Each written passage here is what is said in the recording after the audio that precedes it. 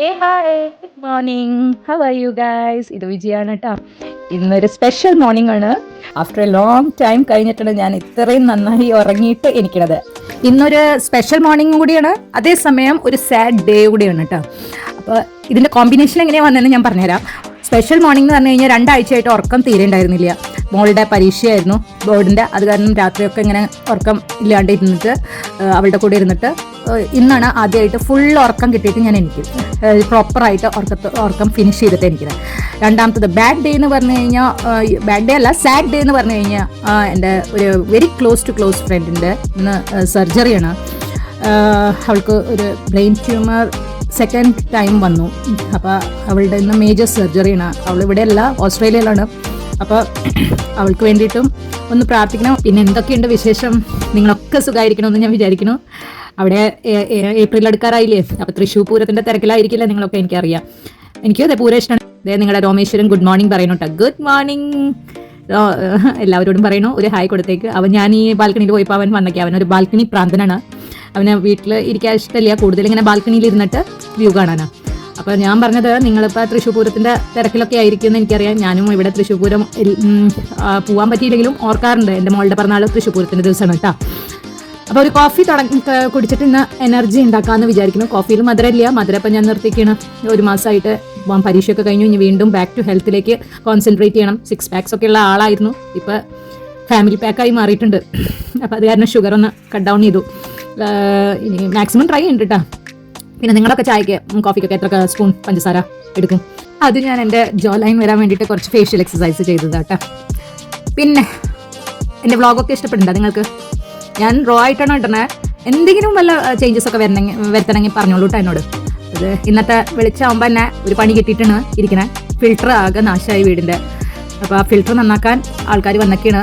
അതിൻ്റെ എന്തോ ലീക്കേജ് ഉണ്ട്. ഇവിടെ ആണെങ്കിൽ നോയിഡ ഏരിയയിലാണ് ഞാൻ താമസിക്കുന്നത്. Water quality is good. പക്ഷെ നമ്മുടെ ഏരിയയിലേക്ക് കുറച്ചുകൂടി ക്വാളിറ്റി ബെറ്റർ ആക്കാൻ വേണ്ടിയിട്ട് നമ്മൾ ഒരു ഫിൽറ്റർ ഇവിടെ മസ്റ്റ് ആണ് കേട്ടോ. ഡൽഹിയിലൊക്കെ ഫിൽറ്റർ യൂസ് ചെയ്യും മാക്സിമം. അയാൾ വന്നൊക്കെയാണ്, അതിൻ്റെ ഒപ്പം തന്നെ ഡെലിവറിക്കാരൻ വന്നൊക്കെയാണ്.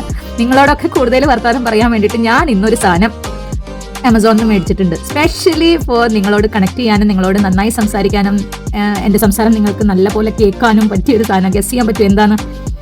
പറയൂ. ഞാൻ ഈ വീഡിയോയുടെ അവസാനം ഈ പാക്കറ്റ് പൊളിച്ചിട്ട് എന്താണ് ഇതിൽ പറയാട്ടോ.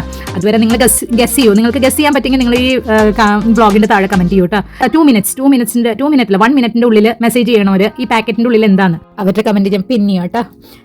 അപ്പോൾ അയാൾ ആ വാട്ടർ ഫിൽറ്ററിൻ്റെ എന്തോ പാട്ട് മേടിക്കാനുണ്ടെന്ന് പറയുന്നുണ്ട്. ഇപ്പോൾ വെളിച്ചാകുമ്പോൾ എന്നെ ഫിൽറ്റർ പണി തന്നു. ഞാൻ യാത്രയാവണ ഇന്നിപ്പോൾ മോളിപ്പോൾ പരീക്ഷയ്ക്ക് പോയിക്കാണ്. അപ്പോൾ പരീക്ഷയ്ക്ക് അവൾ ബയോളജിയുടെ എക്സാം കൊടുക്കാൻ പോയിക്കാണ്. അവളുടെ ലാസ്റ്റ് 12th എക്സാമാണ്. എനിക്ക് നല്ല സന്തോഷമുണ്ട് കേട്ടോ, മനസ്സിൽ തുള്ളി ചാടാനുള്ള സന്തോഷമുണ്ട്. പക്ഷേ ആദ്യം ഇപ്പോൾ തൽക്കാലം ഞാൻ പ്രാർത്ഥിച്ചുകൊണ്ടിരിക്കണം. അവളിപ്പോൾ എക്സാം എഴുതിക്കൊണ്ടിരിക്കണം. ഞാനിവിടെ വീട്ടിൽ അവളെ കൊണ്ടുവരാൻ തയ്യാറായിക്കൊണ്ടിരിക്കുകയാണ്. എൻ്റെ മുടിയൊന്നും അധികം മൈൻഡ് ചെയ്യേണ്ട. Actually very ടയേർഡായിരുന്നു. 2-3 ആഴ്ചയായിട്ട് അവളുടെ പിന്നാലെ തന്നെ അവൾക്ക് വേണ്ടിയിട്ട് ഒരു കമ്പനിയായിട്ട് രാത്രി ഇങ്ങനെ ഇരിക്കുന്ന കാരണം അവർക്കൊന്നും ശരിയായിട്ടില്ല. അപ്പം മുടിയൊന്നും ശരിയല്ല. ഇനി ബാക്ക് ടു ലൈഫ്, എൻ്റേതായ ബാക്ക് ടു ലൈഫ് ഇതുവരെ കിട്ടിയിട്ടില്ല അവളുടെ. പിന്നെ നിങ്ങൾക്ക് കുറേ വീഡിയോസ് ഞാൻ മാക്സിമം ബെനിഫിഷ്യലും ആൻഡ് ക്യൂട്ടായിട്ടും പിന്നെ വ്ളോഗായിട്ടും എല്ലാം ഞാൻ നിങ്ങൾക്ക് ഇടാം. അപ്പോൾ ഇവിടെ മഴക്കാലത്തെ എൻ്റെ ബാൽക്കണി വ്യൂ ഇങ്ങനെയാണ് കേട്ടോ. ഇത് സ്ലൈറ്റായിട്ട് മഴ പെയ്യണുള്ളൂ. ഞാനിപ്പോൾ പറഞ്ഞുള്ളൂ ദെഹ്റാദൂൺ വെതറാണ്. അത് പറഞ്ഞതിപ്പോൾ സത്യമായില്ലേ. വെളിച്ചാകുമ്പോൾ ഇത്തിരി വെയിലായിരുന്നു, ഇപ്പോൾ മഴയാണ്. ഇനിയിപ്പോൾ കുറച്ച് കഴിഞ്ഞാൽ വീണ്ടും വേറെ ക്ലൈമറ്റ് ആവും. അപ്പോൾ എനിക്ക് തോന്നുന്നത് ഇപ്പോൾ ഈ ഇന്നത്തെ ദിവസം ശരിക്കും പറയും, ഞാൻ ബാൽക്കണിയിൽ വെതർ എൻജോയ് ചെയ്യാൻ പോയി. ഇപ്പോൾ അതേ സമയം ഒരുത്തൻ ഇവിടെ ഇരിക്കണം കണ്ടില്ലേ, അവനും ബാൽക്കണി പോകണം. പക്ഷെ ഞാൻ പറഞ്ഞ പോലെ ഇവിടെ ഈ നെറ്റ് ഇടാത്ത കാരണം അവനെ ആ ബാൽക്കണിയിലേക്ക് ഞാൻ ഈ ബാൽക്കണിയിലേക്ക് വിടാറില്ല. ബാക്കിലുള്ള ബാൽക്കണിയിൽ അവന് പെർമിഷനുള്ള പോകാൻ. അപ്പം അവൻ എൻ്റെ കൂടെ കളിക്കണ അവൻ്റെ കുറച്ച് ക്യൂട്ട് ക്ലിപ്സ് കണ്ടോളൂ. ഇതാണ് സ്നോയി കുട്ടൻ. സ്നോയിന്ന് ഇട്ടത് വേറെ ഒന്നുമല്ല, അവൻ്റെ കളറ് സ്നോ പോലെയാണ്. നല്ല ഇവിടെ 45 days ആയിപ്പോൾ അവൻ എൻ്റെ വീട്ടിലേക്ക് അവനെ കൊണ്ടുവന്നതാണ് ഞാൻ. ഇപ്പോൾ അവന് 3 വയസ്സാവാറായിട്ടുണ്ട്. ഈ ഓഗസ്റ്റിലേക്ക് 3 വയസ്സാവും. ഇതൊരു പേർഷ്യൻ കാറ്റാണ് വിത്ത് സ്ലൈറ്റ് ബ്ലൂ ഐസ്. മുടി ഒന്നുകൂടി അയച്ചു കിട്ടാൻ ഞാൻ വിചാരിക്കണം. മുടി തീരെ ശ്രദ്ധിക്കുന്നില്ല. നല്ലോണം മുടി ഉണ്ടായിരുന്നതായിരുന്നു എനിക്ക്. എന്താ അറിഞ്ഞൂടെ, ഈ ഓപ്പറേഷൻ കഴിഞ്ഞിട്ട് മുടി ആകെ കൊഴിയുണ്ട്. പിന്നെ ഏജ് ഉണ്ടാവും, എന്നാലും മാക്സിമം ശ്രദ്ധിക്കട്ടെ. ഞാൻ സപ്ലിമെൻറ്റ്സ് ഒക്കെ എടുക്കുന്നുണ്ട്. അതേസമയം നല്ല ഓയിൽ മസാജ് എവറി മൺഡേ ചെയ്യും. അതിൻ്റെ ഒരു വീഡിയോ ഞാൻ കാണിച്ചു തരാം കേട്ടോ. ഏതൊക്കെ സപ്ലിമെൻറ്റ്സ് ഞാൻ എടുക്കുന്നുണ്ട്, എങ്ങനെയാണ് ഞാൻ ഓയിൽ മസാജൊക്കെ ചെയ്യുന്നത്. ഇതിനെക്കാട്ടും നല്ലോണം തിക്കായിരുന്നു. ലെങ്ത്ത് കുറഞ്ഞിട്ടില്ല, ലെങ്ത്ത് കുറച്ചേ കുറഞ്ഞിട്ടുള്ളൂ. പിന്നെ ഞാൻ വെട്ടിയിട്ടുണ്ടായിരുന്നു മുടി. അപ്പോൾ ഇത് നല്ല തിക്ക് മുടിയായിരുന്നു എൻ്റെ പണ്ടത്തെ. ഞാൻ വേണമെങ്കിൽ ഇവിടെ ഫോട്ടോഗ്രാഫ്സ് കാണിച്ചു തരാം എങ്ങനെയായിരുന്നു എന്ന് പണ്ടത്തെ മുടി. എൻ്റെ ഇതിൻ്റെ തിക്നെസ് വീണ്ടും ഒന്ന് ശ്രദ്ധിക്കണം. ഹെയർ കെയർ തുടങ്ങണം എന്നാണ് ഞാൻ വിചാരിക്കുന്നത്. ഞാൻ ഹെയർ കെയർ തുടങ്ങുമ്പോൾ നിങ്ങൾക്കും അതിൻ്റെ ഷോർട്സ് ഇട്ടുതരാം കേട്ടോ.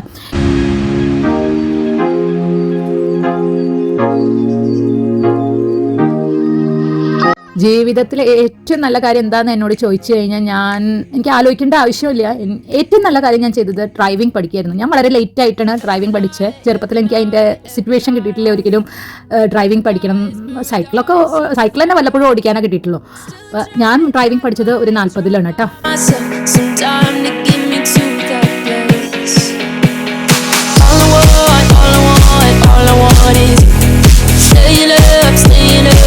ഏതായാലും പുറത്തേക്ക് പോവല്ലേ, അപ്പോൾ കുറച്ച് മേക്കപ്പ് കൂടി ആവാമെന്ന് വിചാരിച്ചു. കുറച്ച് ലിപ്സ്റ്റിക് ഇട്ടിട്ട് പോകാമെന്ന് വിചാരിച്ചു. ഇനിയിപ്പോൾ അധികം ഓവറൊന്നും ചെയ്യണില്ല.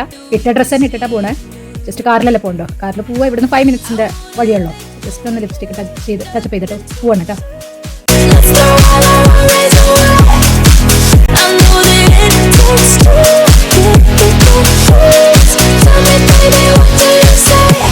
ഇതാണ് എൻ്റെ ഓവറോൾ ലുക്ക്. അത്ര വലിയ ലുക്കൊന്നുമില്ല, എന്നാലും പോവാം. അപ്പം ഓക്കെ. അപ്പോൾ എൻ്റെ പോലെ നിങ്ങൾ ആരൊക്കെ 40-ൽ ഡ്രൈവിംഗ് പഠിച്ചിട്ടുണ്ടെന്ന് ഒന്ന് എന്നെ എനിക്ക് പറയൂ. ബിക്കോസ് എനിക്ക് അത് പ്രൗഡായിട്ട് ഫീൽ ചെയ്താണ് എപ്പോഴും. ഈ ഒരു പ്രായത്തിൽ പഠിക്കാൻ പറ്റിയില്ല എനിക്ക്. അത് ഞാൻ എൻ്റെ സ്വന്തം ഇൻട്രസ്റ്റോടെയാണ് പഠിച്ചത്. ആരും പുഷ് ചെയ്യാനൊന്നും ഉണ്ടായിരുന്നില്ല. സാഹചര്യം അങ്ങനെ ആയിപ്പോയി. അപ്പോൾ എനിക്ക് പഠിച്ചേ പറ്റും.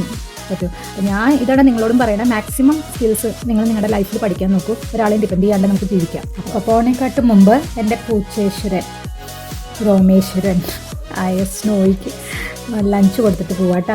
അല്ലെങ്കിൽ ഞാൻ പോയി കഴിഞ്ഞ് കരഞ്ഞുകൊണ്ടിരിക്കും. പിന്നെ അവളുടെ പരീക്ഷ കഴിയും. ഒരു മിക്സ്ഡ് ഫീലിംഗ് ഉണ്ട് എൻ്റെ മനസ്സിൽ. സന്തോഷമുണ്ട്, അതേസമയം ഒരു സങ്കടമുണ്ട്. കുട്ടികൾ വലുതാവല്ലേ, പക്ഷെ എന്ത് ചെയ്യാം. ആൻഡ് സന്തോഷം എന്ന് പറഞ്ഞു കഴിഞ്ഞാൽ എൻ്റെ റെസ്പോൺസിബിലിറ്റി കുറച്ച് എഡ്യൂക്കേഷനിൽ കഴിഞ്ഞിട്ടുണ്ട്. എനിക്ക് ഇനി അധികം അവളെ പുഷ് ചെയ്യേണ്ട ആവശ്യമില്ല. വലിയ കുട്ടിയായില്ല. ഇനിയിപ്പോൾ അവൾ തന്നെ കൂടുതൽ ചെയ്തോളും. അപ്പോൾ ഇന്നത്തെ എക്സാം അവൾ നന്നായി ചെയ്തിട്ടുണ്ടെന്ന് ഞാൻ വിശ്വസിക്കുന്നു. അവളുടെ തന്നെ ബയോളജി പേപ്പറാണ്.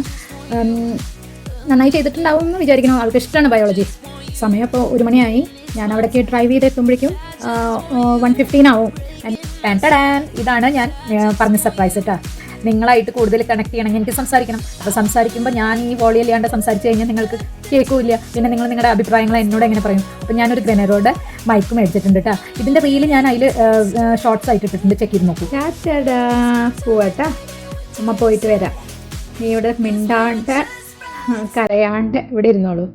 അമ്മ വേഗം പോയിട്ട് വരാം കേട്ടോ. ഇതാണ് നമ്മുടെ വീടിൻ്റെ പുറത്തുള്ള വാക്കിംഗ് ട്രാക്ക് കേട്ടോ. അപ്പോൾ ഞാൻ എൻ്റെ പാർക്കിംഗ് ഏരിയയിലേക്ക് പോവാണ്.